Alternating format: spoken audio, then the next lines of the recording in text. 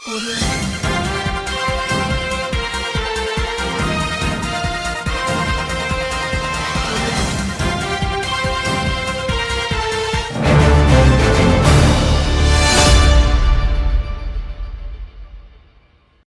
కష్టపడి దేవుడి ఆశీర్వాదంతో మీ బిడ్డ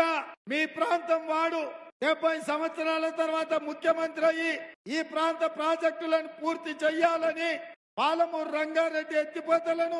జాతీయ ప్రాజెక్టు తేవాలని, సంగం బండలో ఉన్న బండను వలగొట్టి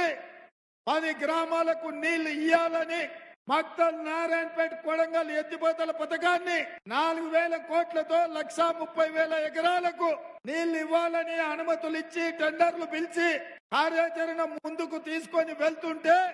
మనకు మహబూబ్ నగర్ రాయచూర్ రోడ్డు కాంట్రాక్టర్ల చేతిలో చిక్కిపోయి పూర్తి కాకుండా ఉంటే